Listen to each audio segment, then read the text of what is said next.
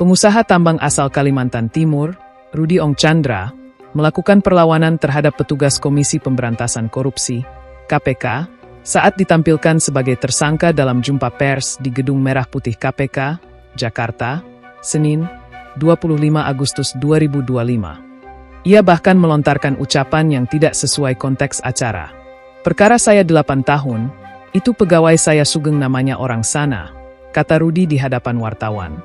Tak lama setelah ditampilkan, Rudy kembali digiring ke ruang tunggu untuk menanti mobil tahanan.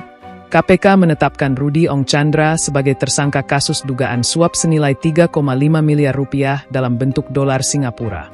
Suap itu diberikan untuk mengurus 6 izin usaha pertambangan, IUP, di Kalimantan Timur periode 2013 hingga 2018. Menurut PLT Deputi Penindakan dan Eksekusi KPK, Asep Guntur Rahayu, uang tersebut diserahkan kepada Dayang Donna Walfiariestania, Putri Gubernur Kalimantan Timur periode 2008 hingga 2018 Awang Faruk Ishak, melalui perantara Iwan Chandra dan Sugeng di sebuah hotel di Samarinda. Asep menuturkan, jauh sebelum transaksi tersebut, Rudy bersama Iwan sempat menemui Awang Faruk Ishak untuk mempertanyakan masalah perizinan 6 IUP miliknya. Padahal, ke-6 IUP itu tengah menghadapi gugatan perdata di pengadilan dan proses pidana di kepolisian setempat. Untuk meloloskan izin, Rudy diduga mengalokasikan 3 miliar rupiah, termasuk fee untuk Iwan, yang dikenal sebagai kolega Sugeng, seorang makelar asal Samarinda. Iwan lalu menemui Amrullah, Kepala Dinas ESDM Kaltim, guna meminta bantuan perpanjangan izin. Pada Januari 2015, Iwan mengajukan surat permohonan perpanjangan IUP atas nama sejumlah perusahaan milik Rudy, yakni PT Sepiak Jaya Kaltim, PT Cahaya Bara Kaltim, PT BJL, PT Bunga Jadi Lestari, dan PT Anugerah Pancaran Bulan. Setelah surat diterima BPPMPT SP Kaltim, Iwan mengirimkan 150 juta rupiah kepada Markus Taruk Allo, Kepala Seksi Pengusahaan Dinas ESDM Kaltim, dan 50 juta rupiah kepada Amrullah.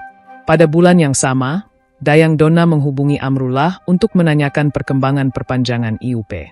Lalu, pada Februari 2015, Rudy melalui Sugeng kembali berkomunikasi dengan Dayang untuk bernegosiasi soal fee perpanjangan izin. Dayang menolak harga 1,5 miliar rupiah yang sebelumnya ditawarkan dan meminta 3,5 miliar rupiah untuk 6 IUP tersebut, ungkap Asep. Setelah permintaan dipenuhi, berlangsung pertemuan di sebuah hotel di Samarinda. Saat itu, Iwan menyerahkan amplop berisi 3 miliar rupiah dalam pecahan dolar Singapura kepada Dayang. Sementara Sugeng memberikan tambahan 500 juta rupiah dalam pecahan serupa. Berdasarkan rangkaian peristiwa itu, KPK menetapkan 3 tersangka, yakni Rudy Ong Chandra, Awang Faruk Ishak, dan Dayang Donna Walfiariestania. Namun, status tersangka Awang gugur setelah ia meninggal dunia pada 22 Desember 2024 di RSUD Kanujoso Jatiwibowo, Balikpapan.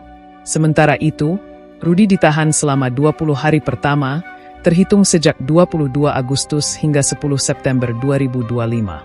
Rudy disangkakan melanggar pasal 5 ayat 1, huruf A atau B atau pasal 13 Undang-Undang Nomor 31 Tahun 1999 sebagaimana diubah dengan Undang-Undang Nomor 20 Tahun 2001 tentang Pemberantasan Tindak Pidana Korupsi.